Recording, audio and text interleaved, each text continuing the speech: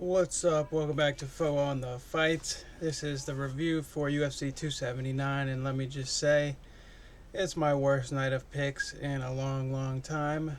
First time actually ever that I've gotten less than 50%, so I was kind of embarrassed to do this one today, and whatever credentials I've been building just went to shit.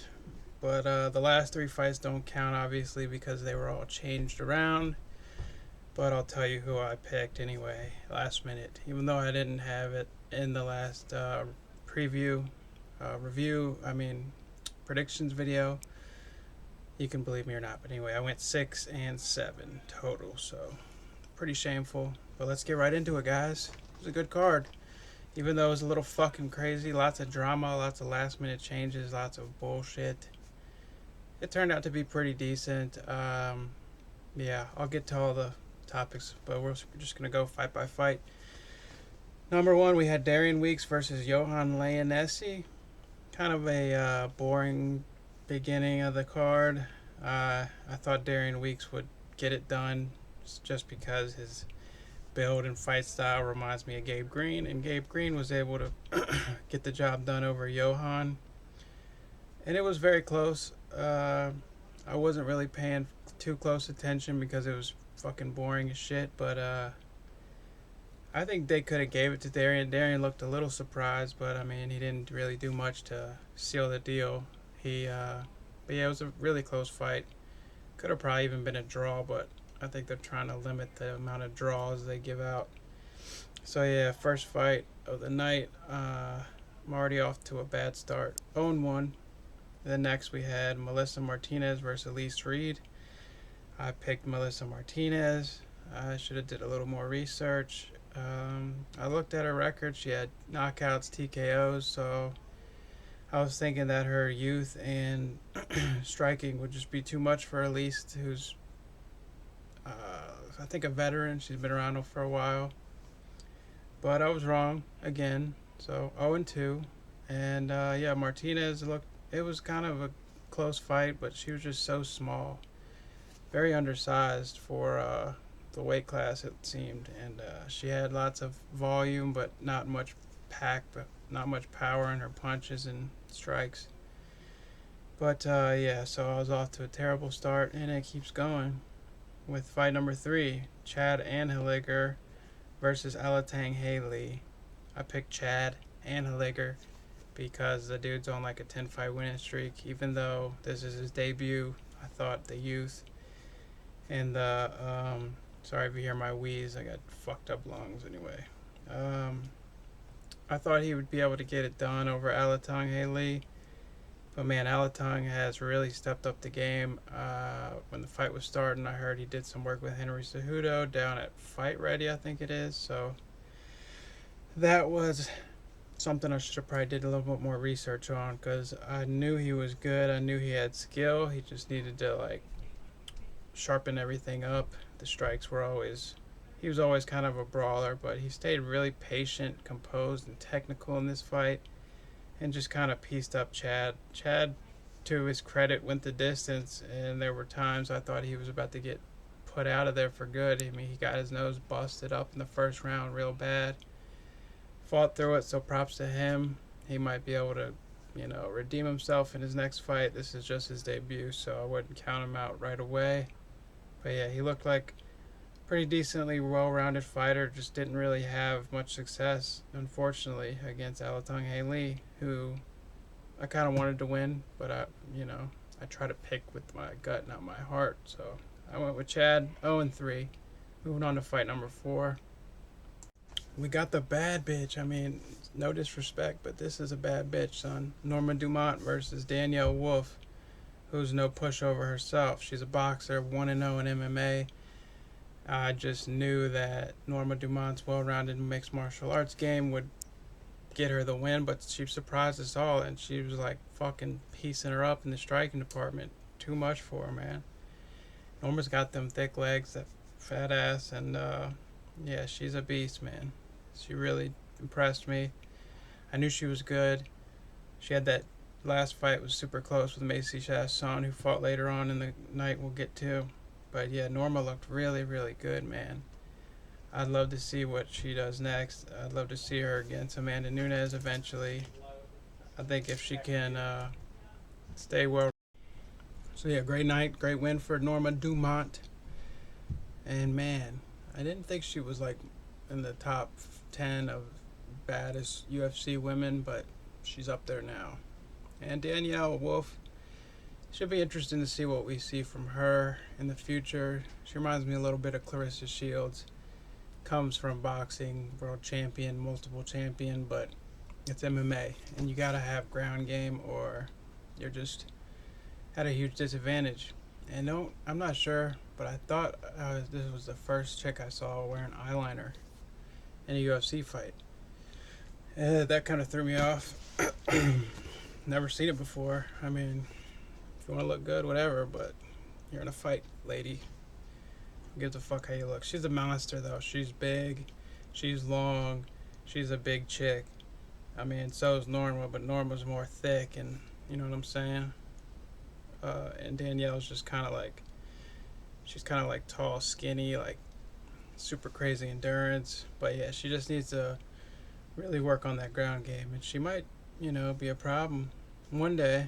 She's still fresh, 1-0, so it's crazy to be. That's a crazy challenge to be thrown up against Norma Dumont, only having 1-0 record in MMA. I'm not sure if she had if there's more amateur fights. I have to do some more research, but pretty sure that's just probably came over from boxing, got one win, and got a chance to fight in the UFC. I'm not sure if she was in the Contender Series or where that one win was, but I'll go check it out.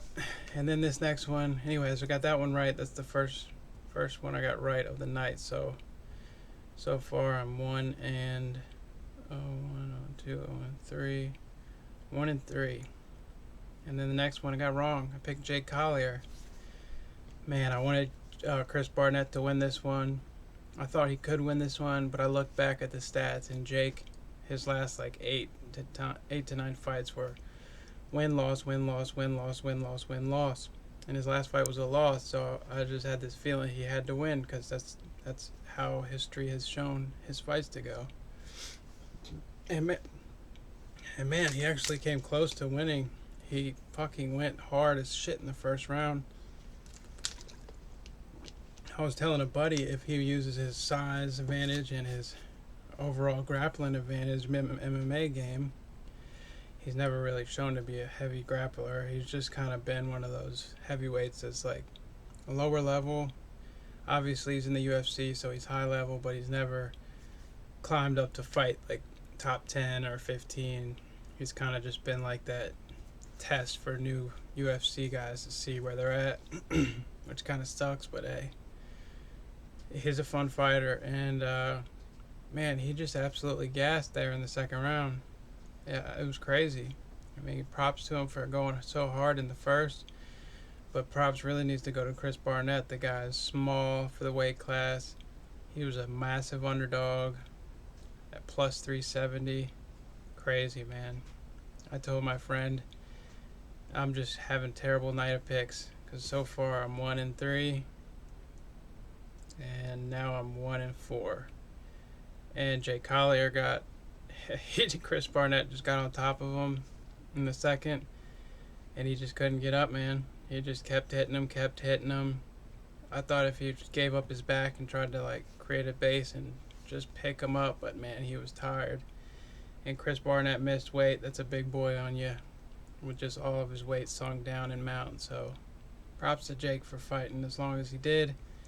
And it was a really great fight, man. And Chris Barnett, he's entertaining as hell. Dude's fun to watch. Looking forward to seeing him again. I don't think he'll ever probably get close to a title, but I think he'll definitely probably be in the UFC for a while, giving us some entertaining ass fights. So that was a good one. So yeah, 1 and 4, 1 and 5 in the next one. I picked Jamie Pickett. I have no clue why. I'll never pick this dude again. I wasn't super familiar with either of these dudes, but I know Denise only had one fight in the UFC, I'm pretty sure, and he lost it. And Jamie Pickett has been in the UFC for a while, has a couple wins, so I figured the experience there would come into favor for Pickett. But yeah, Pickett just seems like he's trying to play a sport, like point fighting. Like he had no real like bad intentions in his strikes. He was just kind of touching him, moving. Nothing really gritty. Nothing like a fighter like you would expect. And this dude Denis Tiuliuren, I don't know how to pronounce that last name, but he didn't give a fuck what was coming at him. He just was walking through everything, making it dirty, making it a dirty fight pretty much. And Jamie showed that he is not a fighter. Like when it comes down to digging down deep and just fucking throwing hands, he just ain't about that life, man. And I think he should probably be released from the UFC. He'd probably have more success in Bellator, but I'm not a judge or manager or whatever, so. And he'd probably still beat my ass, so I'm aware of that for all the people who are like, this guy talking shit. Anyway, moving on. So that gives me, let's see, 1, 2, 3, 1 and 3, 1 and 4, 1 and 5. And then next, my second win of the night, Jailton Almeida versus Anton College. So I'm 2 and 5 so far. Yeah, Jailton looked great. He got the performance of the night I see here. And yeah, wow. Very fast win. Crazy, 427. I get so confused. Does that mean like he won in the first 23 seconds? No, it can't be. Okay, so that's how long it was in the first round. Okay, gotcha. Get so confused by that. Anyway, Jailton's a monster. The dude is jacked city, and he's huge for the weight class. And he's 16 and 2, 17 and 2 now. Didn't know much about his opponent other than he was undefeated at 8-0. No longer undefeated, my friend. Jailton set it up beautifully. He kept just like moving positionally, setting him into traps, and then he would jump on the submission once the guy exposed himself for a split second. He would boom, cinch it up. What did he win by? Just says submission here. I forget exactly what it was. Some kind of choke, I believe. Can't remember right off the top of my head. But yeah, he's dangerous. Look forward to seeing him again. So 2 and 5. Next up, we had Hakeem Dawodu versus Julian Erosa. I got this one right. I picked Erosa. So that's 3 and 5 so far. Yeah, basically my thoughts proved to be correct on this one. Hakeem Dawodu's known for his striking, kickboxing. He's pretty well-rounded, but Julian Erosa has the more experience, and he's just more proven as a overall mixed martial artist. So I knew if Hakeem was to give him problems on the feet, he could pull out that grappling card. And surprisingly enough, he didn't even need to use it. He was fucking up Hakeem Dawodu on the feet, and then he just chose to dominate even more with the grappling in second and third round. But yeah, he fucked him up on the feet in the first round. And then it seemed like in the second, Dawodu was more dialed in on the striking and harder to hit and was landing a little better. But then Julian just was like, nope, this is MMA, my friend, and I'm about to fuck you up on multiple levels. And he sure did. I think it was 30-27 the whole way through. Unanimous decision. Good shit for Julian Erosa. That makes me... God damn it. I'll just tell you at the end how many... I said it already, 6 and 7, so you already know. Anyway, then we had in the light heavyweight division, another performance of the night. I didn't know they gave out, holy shit, performance of the night, Irene Aldana. I guess they're giving away like bonuses to everyone who got finishes. That's pretty cool. I didn't realize that in the post-fight press conference. Dana usually makes that known, pretty obviously. Anyway, we have Johnny Walker versus Ion Cutelaba. Crazy fight, man. I picked Ion. I figured his pressure in wrestling was just going to be too much for Johnny, who's more known as a striker. But I guess his work's paying off over at SBG Ireland. I mean, who would have thought Johnny Walker would get a submission? And the commentators were even saying, you see there's levels between him and Jailton because Johnny couldn't set it up correctly. But shit, doesn't matter because he ended up getting the choke, ended up getting the tap, won by submission, first round, 4:37 into the first round. So yeah, did the worm again. Come on, Johnny, you gotta get some self-control, brother. You already fucked him, got your shoulder fucked up from doing that, and he just does it again. Like, you're just asking for trouble, my friend. Just be humble in victory. I know it's got to feel good after what he's been going through. Calling a glass chin, this and that. Fight before that, he got absolutely destroyed by Jamal Hill, so he was excited. He couldn't hold back, and let's just hope he didn't hurt himself. But yeah, Johnny Walker's fun. He's like the light heavyweight Paulo Costa. Those guys just got similar personalities. They're outgoing. They're funny, and they try hard. Paulo tries harder than anyone, but even so, he's funny while doing it. So I'm looking forward to Johnny, seeing what he does next. I'm a fan of Ewan the Hulk too. He's a beast. Seems kind of small for light heavyweight, but he's a stout tank. So I'm sure he'll bounce back. And next up, we had a catchweight bout between Irene Aldana. I got this one right. I picked Irene. Crazy finish, man. It wasn't looking good for her in the second round, I think. Macy was on top, just controlling on the ground, doing damage, staying heavy. Irene was having real trouble. Man, she's just such a beast. Her like Tyson-esque boxing style. She comes forward, always coming forward. When she throws, she goes such a fucking technical boxer. And shit, that was one of the sickest liver kicks we've ever seen. An up kick from the ground right to the liver, just completely shut Macy down. She just crumbled, man. That was such a shocker. I thought, like, at first I thought she kicked her in the groin or something like that. By the way, when the ref called it, I didn't know if he was calling timeout or the fight. Like, everybody was confused until we seen the replay, and we saw the heel just dig right into her liver and, yeah, folded her up, crumpled her up, just like a fucking, I don't know, but, man, it was impressive. Super awesome. I like Irene a lot.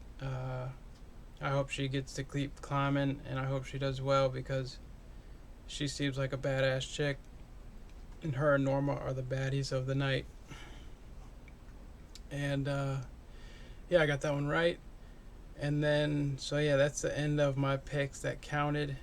Let's see what I went, because the last three fights here got all switched up. So let's see, 0-1, 0-2, 0-3, 1-3, 1-4, 1-5, 2-5, 3-5, 3-6, 4-6.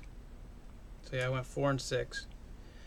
And then we had Li Jingliang versus Daniel Rodriguez. I picked D-Rod, but I wanted the Leech to win. And in all honesty, I think the Leech won. I think he got robbed, but we'll count that as a win for me. So 5-6. And then next, I picked Kevin Holland. I'm not gonna lie.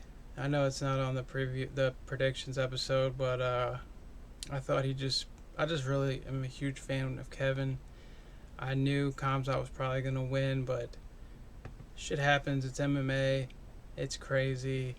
And if it stayed on the feet, I thought Kevin could have a good chance of getting him out of there. But it didn't. Everybody wants to say Khamzat didn't get hit a single time. And guess what else? He didn't throw a single punch. I mean, yeah, did he dominate and overwhelm him, win fair and square? Yes. But was it kind of pussy of him to just go straight in for the crotch and take him down. Props to Kevin. He kept rolling out of it. He kept fighting. I have no idea of the ground game. I'm not going to claim I'm an expert or anything. But Kevin just seemed way too comfortable right away when Khamzat locked in that Dars. He should have pushed on the elbow. I'm thinking, like, come on, Kev, you got to address that. And he just really didn't. And before he could really start defending it, it was just sinking in tighter and tighter. And it was impressive. I'm not going to hate on Khamzat, even though I would have liked to see Kevin have more of a chance. But, you know, that's just how the game goes sometimes. My friend, he hit me and was like, bro, I feel like that was too fast to be a fight. And I'm like, yeah, I know. I wanted Kevin to win too, but it was fair and square, and shit happens like that. That's just like casual. And my friend, though, he doesn't really know much about how it really goes. Like the people who say Conor versus Jose was a fluke, wasn't a real fight. It was a real fight. Just because it's over so fast and the guy you wanted to win loses doesn't mean it was a real fight. Khamzat won fair and square. He's a beast. We'll see what happens in the future. I'd like him to lose just because he's calling himself famous and his trash talk is so cringe because you can't even understand him, and he sounds like, I am a whiny guy. I'm gonna fuck your asshole, buddy. I smash everything. I kill. I real Chechen gangster. You know, his facial hair, his beard just looks like Borat's butthole. But that's too far. Take that back. Just jokes. But yeah, sucks for Big Kev, man. Nate Diaz needs to send Kevin Holland a big old bag of weed. Probably a pound would be cool. Because, yeah, Kevin took that away from Nate. I mean, it was Khamzat's fault for missing weight, but Big Kev stepped up. He took the fight with Khamzat. He deserves the props for it. And, yeah, and Nate, that could have been Nate getting destroyed in the first round easily. So, yeah, big bag of weed from Nate Diaz to Kevin Holland would be cool. Maybe even spark a blunt for him. But, yeah, so I got that one wrong. Moving on, I picked Nate against Tony Ferguson. And, man, this was a really awkward fight. Nate's legs were getting so beat up, man. I was like, and he was showing it too. He was like, he was leaning over, walking away. Very weird. Like, there's almost a point where I thought he was just going to be like, fuck the UFC. I'm done fighting. Like, I'm not even going to try anymore. Like, I just don't want to take the pain. Fuck it. Like, that's how it felt when he was walking away, leaning on the cage, leaning on his heels. Kind of reminded me of Luke Rockhold, but Nate's no bitch. And he kept coming at him. But it was a really awkward fight, you gotta admit. And Tony's just a weird dude, but nothing but respect to him, man. He was super respectful, even though he lost. Showed lots of respect and sportsmanship. And it was a good fight up until... I have no idea why his coaches told him to take him down. That was a fucking stupid-ass call by them. If I was his coaches, I would have said, just keep kicking the legs. Just keep going to the well with that. Soon he's not going to be able to stand. But shit, he could have even ended up on the ground eventually from just the leg damage. And then the ref might have standed him up, and if he couldn't stand, it would have been over. So who knows, man. But I'm happy for Nate. I'm sad for Tony. You can't not like Tony. Dude's awesome. Even though he's like a little bit crazy, he's just a super chill guy. You can tell he gives his whole life to this sport, and he just takes losses like nothing. Just back to the drawing board, back to the gym. What can I address? What can I fix? Gosh, you can tell my back is so crooked because it doesn't even line up straight. Terrible. Yeah, good shit for Nate. Didn't get cut at all. Everybody's talking about, if Tony cuts him, it's going to be trouble for Nate. Nate pretty much got out of there unscathed face-wise. Now his legs, that's a different story. He's probably limping today, but couldn't have ended better for Nate, to be honest. UFC was trying to get him pretty much killed on his way out by Khamzat. But whether you want to think it was all by design, I wouldn't be surprised if the UFC planned it this way. But somehow it actually made more sense the way it all worked out, man, because Tony's a 155er fighting the Leech at 170. Didn't make much sense. Nate's a 155er fighting Khamzat at 170, who's really a 185er, and he proved that to all of us because he couldn't even fucking make 170. That just didn't make sense. The size difference there was just ridiculous. So yeah, all these matchups, besides the Khamzat versus Kevin Holland, made a lot more sense. I feel bad for Kevin and the Leech because I feel like the Leech did enough to win, and I feel like he probably lost out the most from everything that happened. But yeah, Big Kev, he tried to fight so long, and you can tell he's in pain because his neck had to be hurting just from his body language after he tapped out. But man, interesting night, interesting changes, good fights, awesome. Nate Diaz is the GOAT. He'll always be a GOAT in my eyes.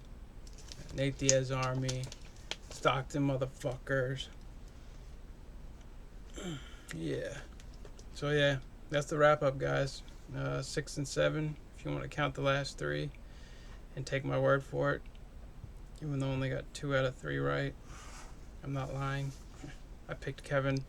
Stupid move. Should have picked Khamzat because then I would have been at 50%. But I just broke my record in the worst way ever by getting less than 50% on picks. So let's hope this doesn't happen again, and this is just a mistake on my part. I'll try to do better in the next ones. Thanks for watching the review, and I'll see you in the next Foeonthefights. Hope you enjoyed the fights. Comment below if you want to talk about them, what you think about Nate's future, or what's he going to do. Same with Tony. And yeah, Khamzat, what do you guys think? Is he done with 170, or are they going to give him another chance? Definitely not a title shot next, though. He's going to have to show he can make weight, in my opinion, before they put that much before they put that much responsibility on him, because that could be bad if he's lined up to fight for the title and just ruins the whole fucking title fight because he can't weigh in.